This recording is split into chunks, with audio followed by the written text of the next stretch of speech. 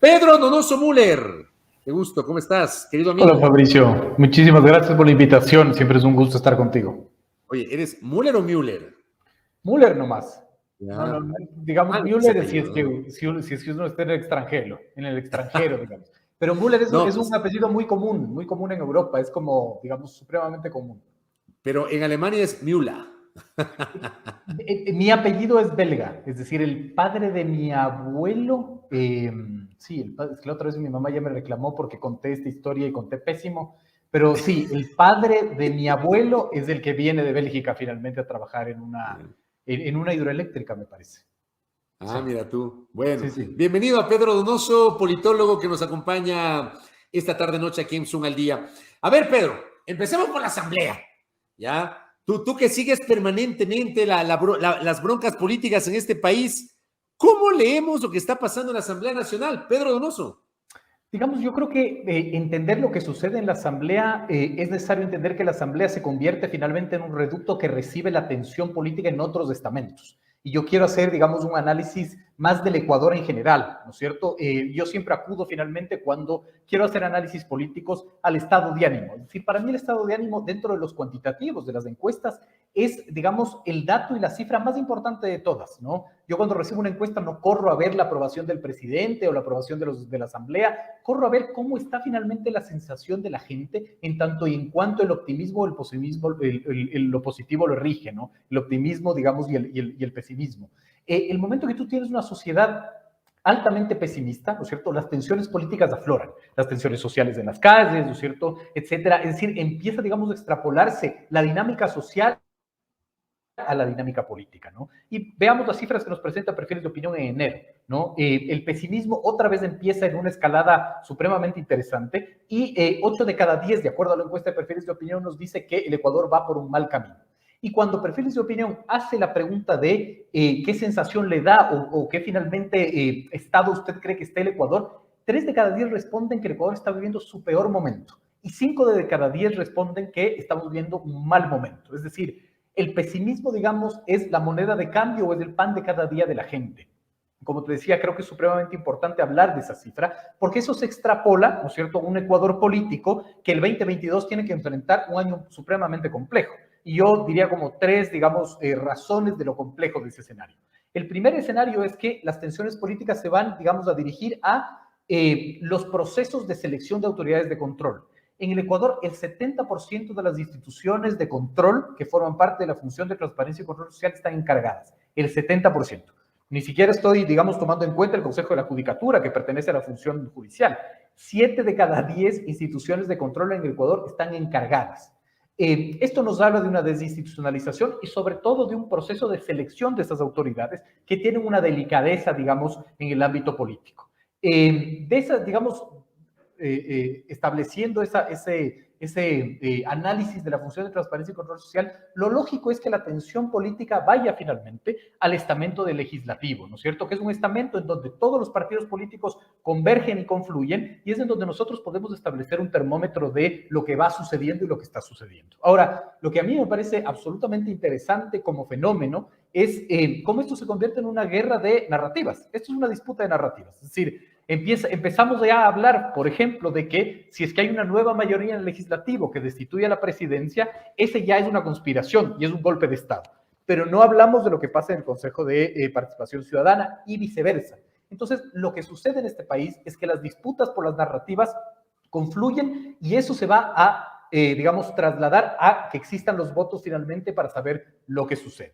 De lo que yo he podido ver finalmente en las declaraciones de la presidenta Yori, creería que ya no existen finalmente esos votos para que exista una destitución de la presidencia, pero eso nos lleva finalmente a otra discusión que es cómo de una u otra manera se va a manejar la dinámica en una asamblea altamente polarizada, altamente fragmentada y con una tensión abierta con el Ejecutivo. Pero tú crees que el tema se diluyó. A ver, te hago esta pregunta porque, por ejemplo, esta semana, me imagino yo que para curarse el sano, la presidenta de la Asamblea no convocó a sesión de pleno para esta semana. Esta semana no va a haber sesión de pleno de la Asamblea Nacional, por un lado.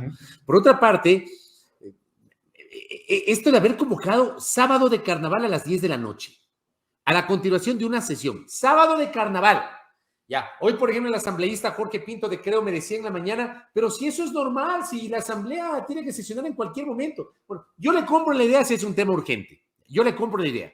Pero sesionan sábado, continuación de sesión, que puedes convocarla con 24 horas de antelación, ¿ya? Continuación de sesión. Sesionan a las 10 de la noche el sábado del carnaval, pues. O sea, no sé hasta qué punto sea real lo que afirma Pedro Donoso de que se pudo haber diluido la intención de eventualmente remover de su cargo a Guadalupe Llori de la presidencia de la Asamblea Nacional a esta hora con estas consideraciones que te planteo.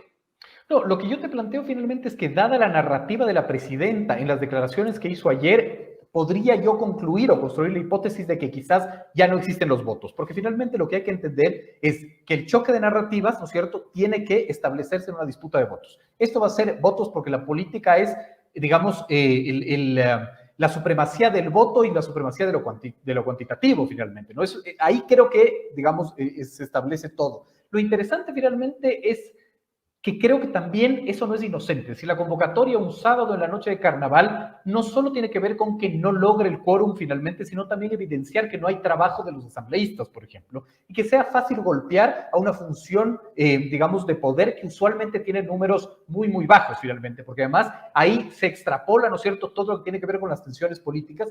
Yo creo que esto tiene que ver también con una estrategia antipolítica finalmente, ¿no? Esta estrategia de que hay que reducir los asambleístas, que son unos vagos, que no trabajan. Hoy, por ejemplo, el portal Primicias, digamos, publica los 33 legisladores que hasta ahorita no han presentado 37. ni un proyecto de ley, los 37, que no han presentado ni un proyecto de ley, por ejemplo, ¿no? Tampoco es inocente finalmente aquello. Es decir, es un buen análisis del medio de comunicación. Yo creo que también empieza a construirse, digamos, estas narrativas de no funcionan, no sirven, etcétera. ¿Para qué? Podemos, digamos, como proyectar la razón o la hipótesis, ¿no es cierto? Porque puede justificarse también una muerte cruzada en ese sentido. Entonces, creo que finalmente siempre la Asamblea termina siendo el pararrayos del populismo antipolítica, siempre termina siendo el pararrayos de finalmente hay que acabar con la Asamblea, que es un nido de ratas que no sirve, lo cual abona finalmente a la desinstitucionalización del país y abona finalmente a la inmadurez política y democrática del Ecuador. Ahora, yo te digo una cosa, yo tomé nota de algunas de las perlas que dijo Guadalupe Llori anoche, en esta presentación que tuvo a las 19 horas con 50 minutos en los medios legislativos y que fue transmitida por redes sociales. Dijo: la democracia ecuatoriana enfrenta momentos difíciles. Se busca controlar la asamblea para nombrar autoridades de control. No les tengo miedo, no he incumplido, he sido acosada por haber hecho que la asamblea sea un contrapeso, no soy servil al gobierno, se les cayó el carnavalazo, no se les fue la luz, refiriéndose a al bochorno de la sesión del jueves de las 2 de la tarde, se les vino la noche. ¿Cómo tú interpretas, Pedro Donoso, estas perlas que yo tomé nota de los 6 minutos más o menos de intervención de Guadalupe Llori?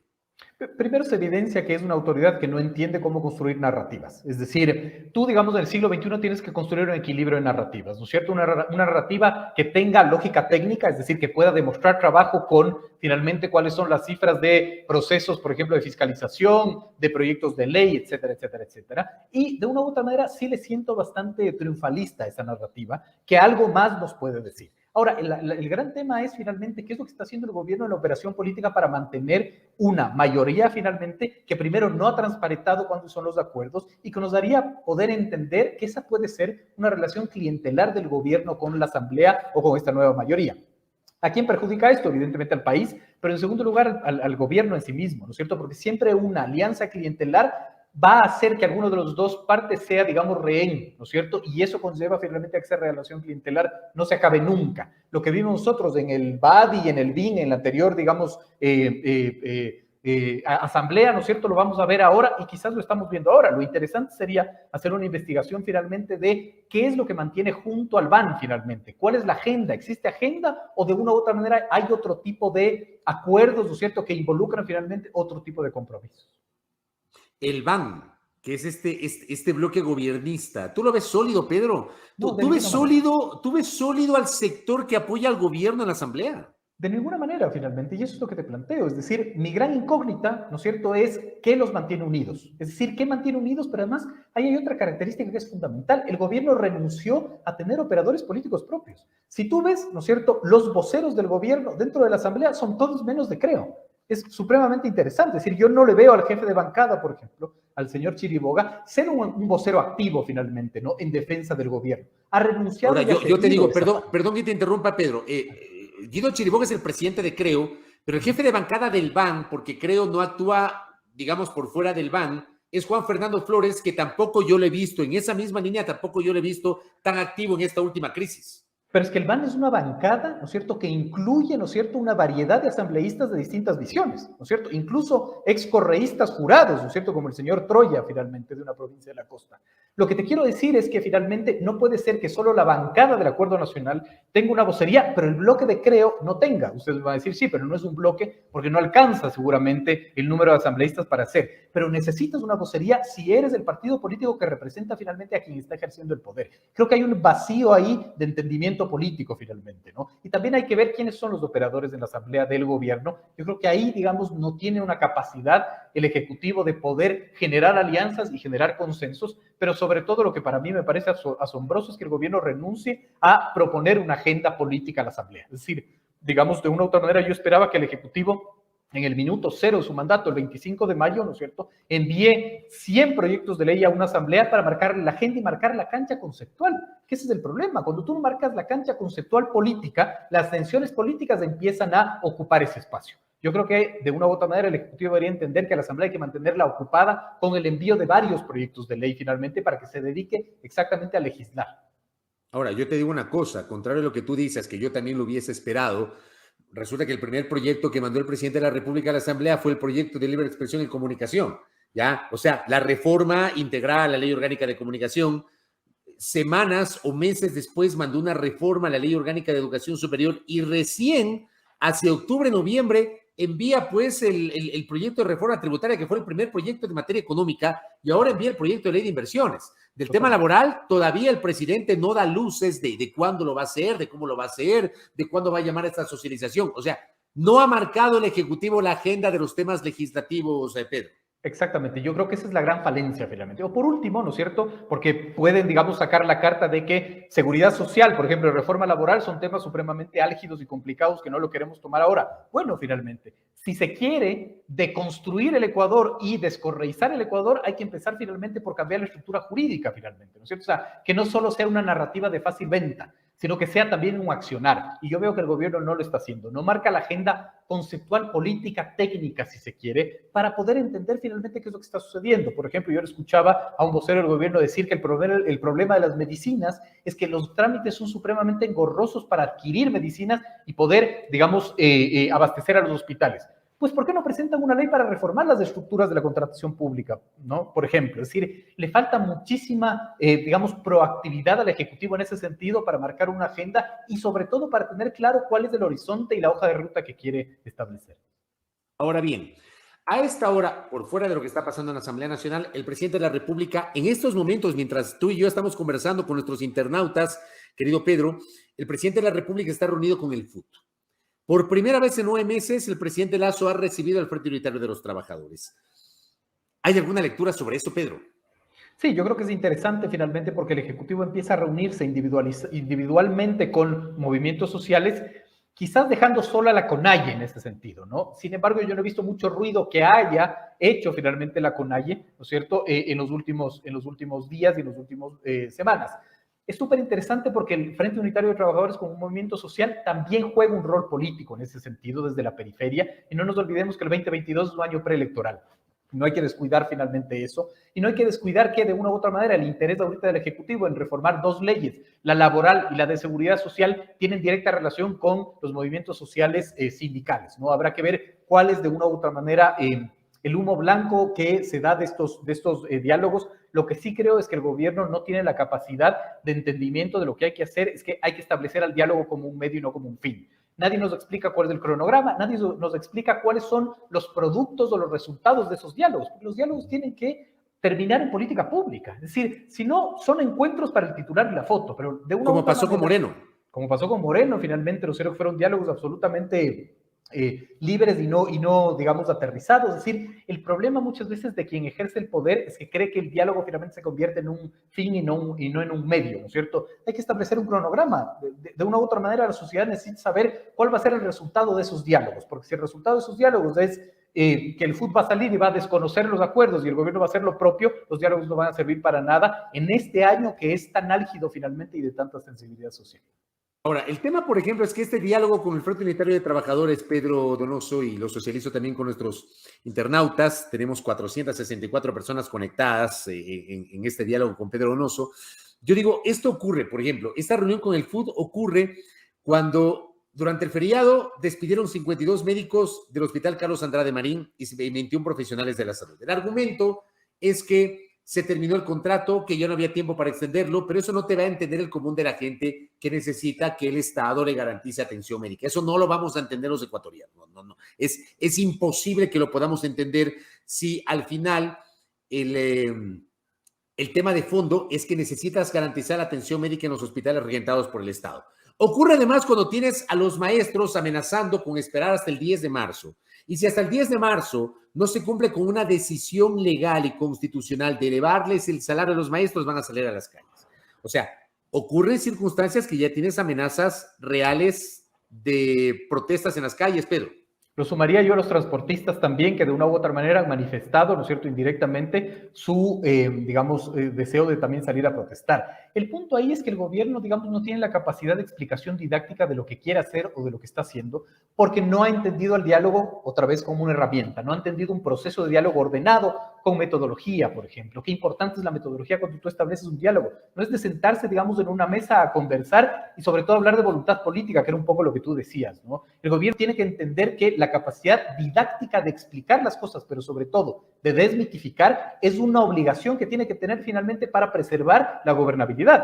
Muchas veces uno cree que la gobernabilidad está dispuesta finalmente en la asamblea en que Yori siga siendo la presidenta o no, o en el que el presidente de la comisión X siga siendo el presidente o no. Muchas veces la gobernabilidad tiene mucho más que ver con la periferia, con los movimientos sociales. Del Ecuador, digamos, es característico aquello. Entonces, de una u otra manera, sí, el gobierno no entiende que tiene que desmitificar finalmente y que tiene que incluso desmontar aforismos, ¿no es cierto?, que existen. Yo creo que no va a entender la importancia política de poder apagar ese tipo de incendios, ¿no? Ahora, déjame regresar nuevamente al escenario de la Asamblea Nacional, porque a propósito de la crisis que estábamos conversando con Pedro, algunos legisladores plantearon el escenario de la muerte cruzada. Fernando Villavicencio únicamente le pidió al presidente de la República que disuelva la Asamblea Nacional. La propia bancada de UNES, en un comunicado, dijo que es el momento de ir a la muerte cruzada. ¿Crees que hay condiciones para eso, Pedro? Es que depende de las condiciones para qué. A ver, yo he tenido varios debates con colegas sobre el tema de la muerte cruzada y en entrevistas también. Hay colegas que sostienen que la muerte cruzada es gravísimo para la estabilidad política del país. Yo discrepo. Yo creo que toda herramienta que nos da la Constitución para liberar tensiones políticas le hace un bien al Ecuador, finalmente. ¿Por qué? Porque es o la muerte cruzada o las calles, finalmente, ¿no? Entonces, yo creo que la muerte cruzada es una herramienta que por lo menos institucionaliza las tensiones políticas. El segundo punto es ¿a quién beneficia una muerte cruzada? Y yo creo, y me atrevería finalmente a construir el escenario o la hipótesis de que lo beneficia al gobierno. Entonces todo el mundo va a decir es una locura con los números que tiene ahorita Lazo. Quizás ese es un argumento para el no, pero yo tengo dos argumentos para el sí. El primero es que yo no veo la capacidad de los movimientos y partidos políticos ahorita de reconstruirse para enfrentar una campaña electoral. No nos olvidemos que la muerte cruzada finalmente se llama muerte cruzada porque Asamblea y Ejecutivo tendrían que participar en un proceso electoral. Sin embargo, el Ejecutivo se queda gobernando durante 6 meses mediante decretos ley de urgencia económica, ¿verdad? Y se convoca elecciones. El plazo no está muy claro en la ley finalmente, pero es de entre 6 a 7 u 8 meses, digamos, ¿no? En ese sentido. Claro, no dice ni la Constitución ni el Código de Democracia, pero uno entendería, claro, uno entendería que porque tienen que ser convocadas las elecciones 7 días después de la disolución de la Asamblea Nacional. Uno entendería que hay un plazo de 4 meses más o menos entre la convocatoria y el desarrollo del proceso electoral. Digo. Porque el proceso electoral es un proceso con calendario, es decir, se tiene que seguir los procesos que manda el Código de la Democracia. Entonces, finalmente, el ejercer, ¿no es cierto?, la presidencia, por ejemplo, con decretos ley durante más o menos 4 a 6 meses, pero además ser el candidato a Estado le da un beneficio total al gobierno, ¿no? Es decir, si yo pregunto ahorita, ¿quién sería el candidato a la presidencia del Partido Social Cristiano? yo no te sabría decir quién sería el candidato a la presidencia de Revolución Ciudadana, por ejemplo, ¿no? Es decir, hay, digamos, demasiadas incógnitas. Por lo tanto, para mí, para resumir, la muerte cruzada es una herramienta que no creo que trae inestabilidad al país, que yo creo que más bien beneficia porque es una válvula de escape institucionalizada. Y segundo, yo creo que sería un escenario importante para el propio gobierno, que podría cumplir sus objetivos y sus metas sin el lastre de tener una asamblea como la que tiene, fragmentada, digamos, compleja, etcétera, y de una u otra manera le serviría para hacer campaña desde el Estado y podría ser el Estado candidato. En otras palabras, gobernar por decreto durante esos, 4 meses hasta que haya elecciones, luego obviamente tiene que haber una segunda vuelta porque no hay ningún tipo de limitación en la ley. Estamos hablando de un tiempo de varios meses, por lo menos unos 7 meses, Pedro. Yo no sé si es que, digamos, porque no soy experto en derecho electoral, pero yo no sé si sea un sacrilegio lo que voy a decir, pero capaz que puedes empatar las seccionales con las generales y tendríamos elecciones en febrero, finalmente, ¿no? Y tienes de una u otra manera quizás un año para seguir gobernando. Claro, pero ahí evidentemente gobiernas mediante decreto ley. No sé qué tan democrático puede sonar eso. Sí, esa es otra gran discusión finalmente, ¿no es cierto? Es decir, si eso establece la ley porque no estás haciendo algo ilegal, yo creo que este es un tema súper interesante, Fabricio. Cuando la política se convierte en la disputa de lo subjetivo, es decir, cuando yo puedo tener una opinión y otro puede tener una opinión, ¿qué es lo que hay que hacer? Hay que acudir al objetivo. ¿Y el objetivo qué es? El objetivo es la ley. Hay una frase, no me acuerdo el autor, que dice, las constituciones y las leyes, ¿no es cierto?, son herramientas que los hombres crean en tiempo de paz para no matarse en tiempos de guerra. Eso es lo que uno tiene que hacer ahora, es decir, uno tiene que correr a ver qué dice la ley. Si la destitución de Yori es legal o no es legal, si me gusta a mí o no, esa es otra discusión. ¿Es legal o no es legal? La destitución de Almeida, presidenta del Consejo de Participación Ciudadana, ¿es legal o no es legal? ¿El gobernar con decretos ley es legal o no es legal? Porque, digamos, la lógica de hablar de la democracia finalmente también implica, ¿no es cierto?, subjetividades, ¿no? Entonces, creo que el primer parámetro es legal o no es legal. Y finalmente, podríamos concluir que gobernar por decretos ley es legal. La gran discusión es democrático o no es democrático, esa es otra discusión. Ahora, ¿tú crees que se disipó más allá de tu análisis? ¿Crees que se disipó el fantasma de la muerte cruzada definitivamente? Yo creo que nunca se disipa porque tiene dos caras la herramienta de muerte cruzada. La primera es la amenaza, la segunda es la concreción. Es decir, yo creo que muchos de los actores que apoyan al gobierno lanzan el bulo de la muerte cruzada porque saben que con eso puedes espantar a dos movimientos claves, Izquierda Democrática y Pachacuti. ¿Por qué? Porque sostienen, creería yo en su análisis, que ninguno de los dos bloques va a conseguir los resultados que ha conseguido finalmente en las elecciones del 2021, ¿no? Entonces, creo que finalmente más es una lógica de incidencia para que se retiren los votos finalmente para destituir a la presidenta que una realidad. Los otros, digamos, quizás los actores más relacionados con la Revolución Ciudadana, capaz que ellos sí creen en que ese es un escenario posible. Entonces, creo que tienen esos dos criterios, pero para mí la muerte cruzada siempre es un escenario que incluso se cumplirá, si podemos hacer un análisis de escenarios, yo creo que a mediano o a largo plazo, porque Lasso no puede gobernar con esta asamblea. ¿No le ves posibilidades de que pueda gobernar en algún momento con esta asamblea? Yo creo que ¿No no. le ves? Yo creo que no. Yo creo que finalmente siempre va a ser una tensión, siempre va a ser un lastre, finalmente siempre va a ser un problema que puede ser incluso por su propia incapacidad de generar operación política, como te decía. Oye, me envía y está en sintonía mi buen amigo y colega Andrés Reliche y manda esta pregunta muy pertinente. ¿Qué mensaje en este escenario de convulsión política, y estamos hablando de muerte cruzada, lo que está pasando en la asamblea, afirmas de que va a ser difícil, no imposible, porque en la política no hay imposibles, pero difícil que Lasso pueda gobernar con esta Asamblea Nacional? ¿Qué mensaje le das a los inversionistas potenciales en un escenario así, de incertidumbre política? Digamos, es interesante, porque de una u otra manera yo creo que el peor mensaje que le das a los inversionistas es mantener esta asamblea con un 70% de visión más progresista, ¿no? Es decir, ya tienes voces de algunos asambleístas de Pachacuti que dicen hay que archivar la ley de inversiones, finalmente, ¿no? O sea, ya de entrada. Yo creo que esa narrativa es fácil de manejar, finalmente, porque lo que estás haciendo es una herramienta, un botón, una válvula de escape aplicada en la Constitución, por lo tanto no estás violando ninguna ley, y lo que estás haciendo es asegurar finalmente cambio normativo para beneficiar inversiones con la hoja de ruta del Ejecutivo. Entonces, más bien, creo que no es un espantainversiones. Yo creo que sería, con una buena narrativa, fácil de atraer inversiones, aplicar una muerte cruzada. ¿Cómo ves el escenario del trámite de la ley de inversiones en la Asamblea Nacional con este escenario de complejidad política, Pedro? Yo creo que un hecho político siempre tiene uno que ser, siempre tiene que analizarlo y tiene que ser analizado en el antes, en el durante y en el después.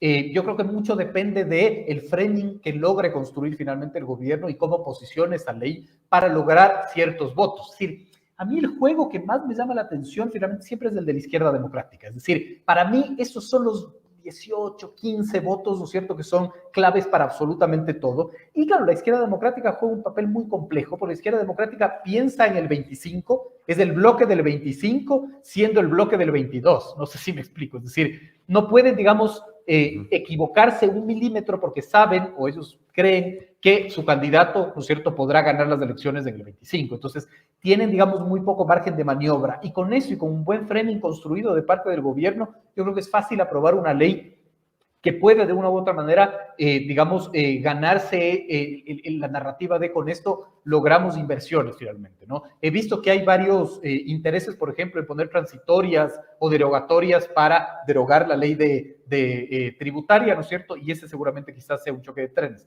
Creo que es muy pronto el poder analizar y afirmar si es que va a tener los votos o no. Ahora, un buen puntal finalmente es saber que llega a la Comisión de Desarrollo Económico, donde de una u otra manera tiene más margen de maniobra que si llega a la Comisión de lo Económico, ¿no?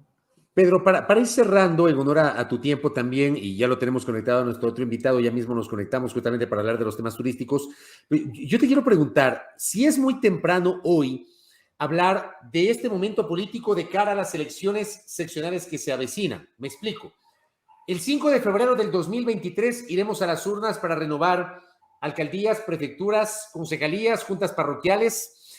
Esa elección podría convertirse en un plebiscito, no solamente para el gobierno, sino para todos los actores políticos, o vamos otra vez a partir del hecho de que no puedes comparar una elección nacional con una elección seccional. Me gustaría tu criterio en ese sentido, Pedro.